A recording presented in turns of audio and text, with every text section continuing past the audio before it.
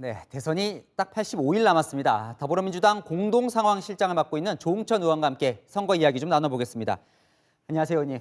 안녕하세요. 네, 지금 맡고 계신 게요, 선대위에서 이른바 레드팀을 이끌고 계신데 레드팀 좀 시청자들이 생소할 수 있을 것 같아요. 뭘 하는 곳입니까? 상대당의 입장이 돼가지고 우리 당의 약점 같은 걸 발굴하고 공격하는 뭐 그런 거라고 볼 수 있습니다. 약점 공격. 네. 그러면 좀 후보에게 뭐 쓴소리도 좀 해야겠네요. 네네. 뭐 어차피 종합 상황실의 임무 중에 하나가 위기 관리니까요. 네. 뭐 다 포함되어 있다고 볼 수 있습니다. 최근에 뭐 어떤 이야기를 좀 했는지 비밀입니다. 비밀이니까. 공동상황실장 맡고 계시니까요. 지금 내부적으로 판세를 좀 어떻게 보고 계십니까? 뭐 아직까지 좀 어려운 상황이다라고 봅니다. 네. 정권 재창출보다는 정권 교체의 욕구가 더 강하고요. 네. 또 민주당에 대한 비토 여론이 또 전반적으로 아직도 상존하고 있습니다. 네. 그렇지만 저희는 유일하게 믿고 있는 것은 후보 대 후보의 네. 대결 구도로 가는 것입니다. 왜냐하면 우리 후보가 개인적인 역량이 훨씬 더 출중하다고 믿고 있기 때문에 네. 아직 30% 박스권에 머물러 있습니다만은 중도층, 특히 2030에서 우리 이재명 후보에 대한 진정성, 그 능력을 믿어줄 때 네. 그때 되면은 우리 쪽이 훨씬 더 이제 나아지- 앞서 나가지 않을까. 시간이 갈수록 이제 후보 대 그렇습니다. 후보로 하면 좀 나아질 수 있다. 네, 그렇습니다. 자, 그럼요. 윤석열 국민의힘 대선 후보가 이제 이번 달 들어서 이제 선대위 구성하고 본격적인 행보를 시작하고 있는데요. 보시기에 어떠세요? 좀 위협적입니까? 그렇죠. 아무래도 김종인 위원장 합류 이후에 뭐 네. 선대위 짜임새라든가 뭐 김종인 위원장 메시지 또 이준석 대표의 2030에 대한 소구력 뭐 네. 이런 것들 겉으로 보이는 거를 보면 굉장히 네. 뭐 있어 보이죠.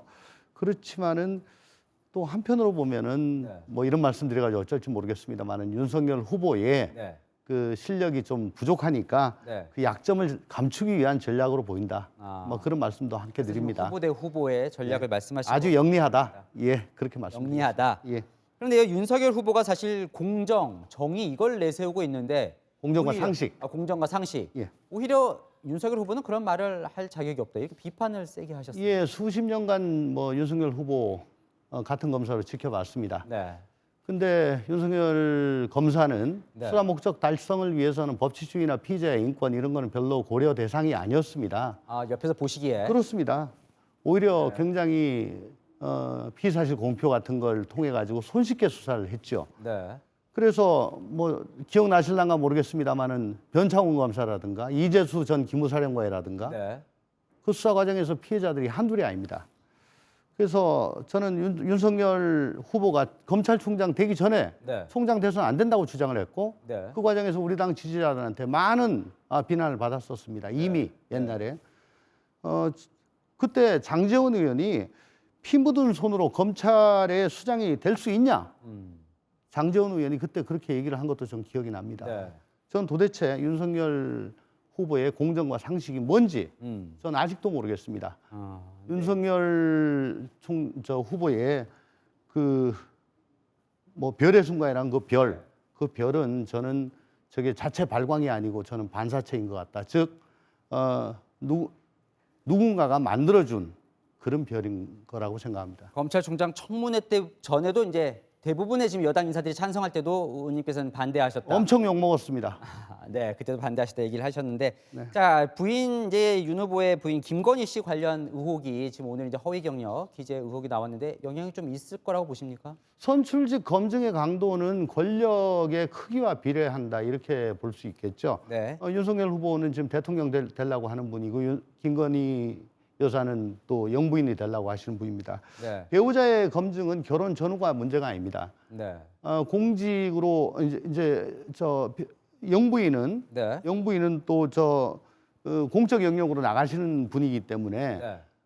공적 영역에 관한 것, 또 위법한 것, 불법한 것 이건 전부 다 검증의 대상이 된다고 보는 것이고요. 후보를 언제 만났는지와 무관하게. 그렇습니다. 네, 공적 영역에 관한 것, 그다음에 위법, 불법한 거는 전부 다 검증의 대상이 된다고 봐야 됩니다. 네. 네.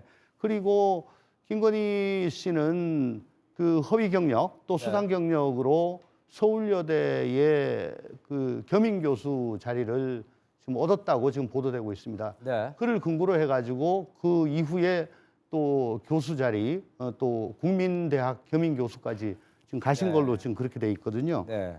그러면 이런 것들은 당연히 검증의 대상이고요. 왜냐하면 공적 영역이기 때문에. 그래서 국민들의 판단 대상이다. 그래서 오늘 윤석열 후보가 그게 무슨 상관이냐 하는 것이 오히려 이게 윤석열 후보가 평소에 얘기하던 공정과 상식과는 좀 배치되는 거 아니냐 그렇게 생각됩니다. 네, 이런 이야기를 했어요. 자, 문재인 대통령의 높은 지지율이 부담스럽다 이런 이야기도 하셨는데 네. 국회 국토위 관사도 하셨어요. 근데 사실 이제 이재명 후보가 문재인 정부의 이 부동산 정책과 관련해서 상당히 좀 반대되는 이제 행보들을 하고 있는데 문재인 정부와의 차별화 전략으로 봐야 되겠죠? 차별화라기보다는 네. 어차피 올 초부터 부동산 정책은 공급으로 지금 맞춰지고 있습니다. 그래서 이사 대책 뭐 이런 신규 공급 대책이 막 나오고 있죠. 네. 근데 문제는 아무리 대책 내봐야 집 지어가지고 공급할 수 있는 거는 몇 년이 걸린다는 겁니다. 네. 그러면은 실제 그 만들어진 주택이 그 매매 시장으로 나와야 되는데 네. 그 다주택자들이 잘 내놓지 않는다는 거죠. 네. 실제 그 다주택자들에 대한 양도세 유예를 1년 동안 했었는데 안 나왔었습니다. 네. 왜? 부동산이 상승 기간이었기 때문에. 그래서 참 문제였다. 근데 지금은 약보합 상태입니다. 네. 약보합 상태에서 아. 이걸 다시 어느 정도 유예를 해주면은 이제 나올 가능성이 많지요. 상황이 바뀌었다 이런 말씀이네요. 그렇죠. 이거는 굉장히 효율적인 대책이 될 수가 있습니다. 네. 그래서 이거는 문재인 정부와의 차별화가 아니라 네. 오히려 고정관념을 극복하는 거다 이렇게 생각을 해주시면 고마울 것 같습니다. 네. 예. 알겠습니다. 오늘 네. 말씀 여기까지 듣겠습니다. 감사합니다. 네.